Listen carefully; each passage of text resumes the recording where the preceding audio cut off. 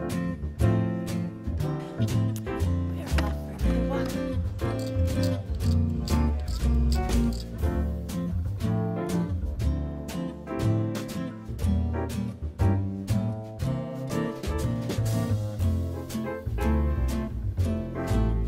Hi guys. All right, I just wanted to step in here and say hello. I am laying on the couch with my heating pad on my pelvic area because I am still getting over the whole hysterectomy thing that I talk about on Sweetwater Place, my other channel, which is listed below, if you want to follow that journey. But anyway, I am in the 4-week recovery zone. And I would have to say this is the first week that I really have felt the most normal and have gotten more energy.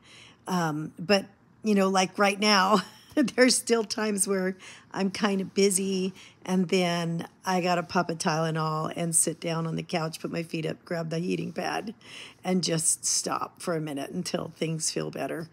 And what I was doing was I was really trying to prepare for this day over the last couple days because it's my husband's birthday today, and today he turns 57 like me. So I stopped hearing the cradle robbing jokes for about 4 months after my birthday. I hear those jokes and then I stop on his birthday. I stop hearing it because he turns the same age that I do. So I am no longer robbing the cradle. We are the same age. So anyway, but we got all the balloons up and we've got all his presents over there wrapped up. We're in the schoolroom. I'm in the schoolroom. And Honey took one of our older kids to his basketball practice. And I'm so happy because I am waiting for my 34-year-old to come in from out of state. He's drove down here and I get to see his sweet face and give him a big bear hug. I cannot wait to see him. And so hopefully he will sing happy birthday to his dad with us and we will be able to celebrate with him. Now, since it's Honey's birthday, I have to tell you, he has chosen to go to Red Lobster tonight, which isn't a problem for me. I usually just get the scampi and the Brussels sprouts, and I love it, love it, love it. Garden salad and the Brussels sprouts are my 2 sides. So that's what I get. And then if I can find the scampi on a plate that has crab legs on it, I just give the crab legs to my husband so he can have more of those because he loves those. And it's his birthday, so he should have more if he wants. But for a cake, he usually chooses to have like a cupcake. And he says, you know, that way I have like 1 serving of cake and then I don't have to get stuck with it all week. But this year, he wanted an Oreo cookie ice cream cake from Baskin Robbins. And so I got him one of those. And I will have a piece of that, but I'm not like going to have a real problem with it. I know because I usually don't. The ice cream cakes are not my thing, and I don't have a huge love affair with Oreos. My husband does, but I don't. And so I am not like going to be like sneaking over to the freezer. You know what I mean? And for me, I love cake. You know, that's like one of my favorite things. But I love the supermarket cake with whipped cream. So I'm in danger of sneaking over to the fridge if a regular cake is there. But I will never go to the freezer and try to, you know, nick a piece off of an ice cream cake. It's just hard and it's not very welcoming to me. So not a huge deal for me. But in a couple days, we have a son who's turning 13 years old, and he wants a cake. So there will be cake in the house. So I'm going to have to deal with that. But we'll see, taking every day as it comes and trying to cut back on other areas because I know that those areas, there's going to be other things, you know what I mean, going on. November and July are birthday months for us, so those are the hardest months here to stay on track. But anyway, I did not put up my weigh-in for this week. I did take like all my food for this week plus the weigh-in, and then I looked at it and I thought it was boring, so I didn't put it up. But I do want to tell you I weighed in, what was it, Wednesday morning, and I was at 0.2, which not a big deal. I'm like, yeah, whatever, I take it or leave it this week.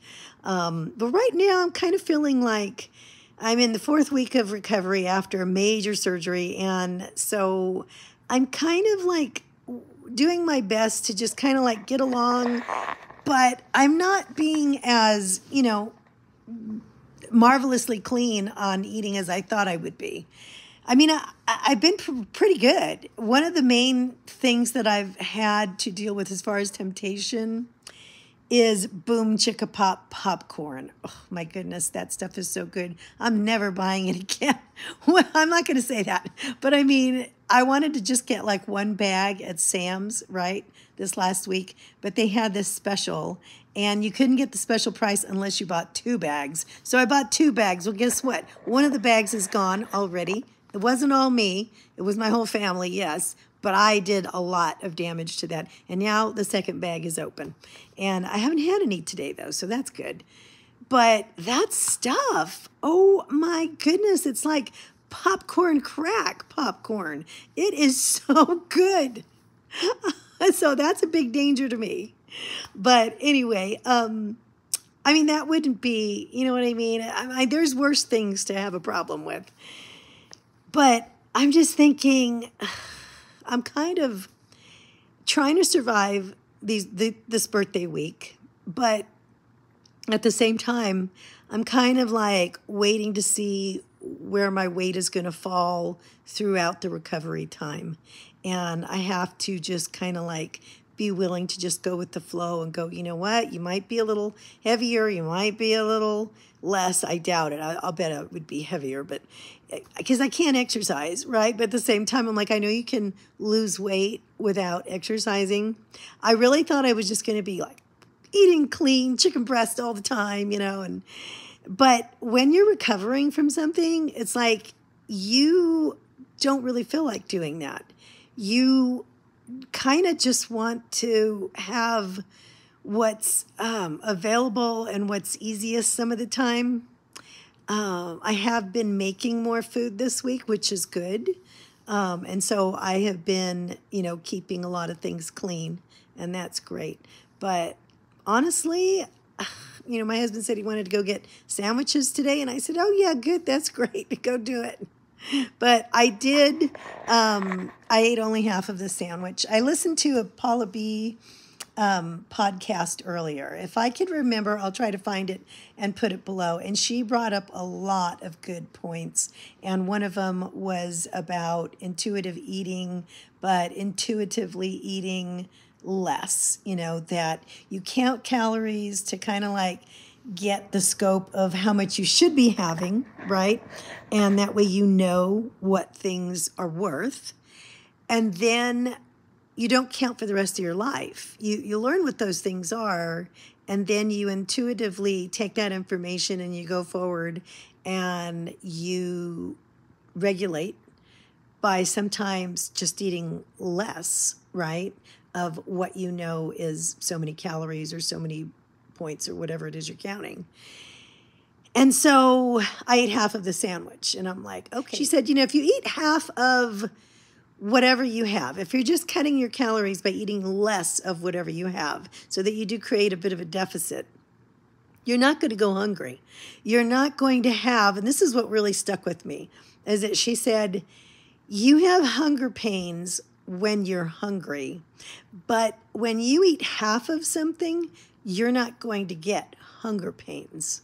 When you eat less of something, you don't get hunger pains because your body has enough sustenance, right, to not create those hunger pains. And I thought, wow, that's true. I mean, I could eat half of something and it would be enough. Maybe it's not enough for my mind because I'm used to a certain amount. I mean, I think that our body says we're full at a certain point, but our mind might say that we're full at a different point. You know what I mean? And that's kind of like, that's the disconnect that we have to deal with sometimes, is that our body says full and we go, no, I just started eating. I have not had enough fun. And we push it to the point where we shouldn't, right? And I've done that. I know everybody has probably felt that way before. But so that was really interesting. She said that, you're basically not going to starve and you're not going to be hungry. You're not going to be having hunger pains if you eat less. So right away, I just took half of the sandwich and I wrapped it up and put it away and just concentrated on half of it. And I thought, that is a great strategy when you're going out to eat, especially because they usually serve you a portion that is calorically enough to feed 2 people, calorically. And so putting half of it away right off would be really good. Or sharing it with someone, right? Anyway, so I'm just mulling things over in my mind on where I want to go from here. I'm still doing the slow cooker recipes. I'm really enjoying using my little slow cooker. And I think that one thing that it's allowing me to do is spend less time in the kitchen.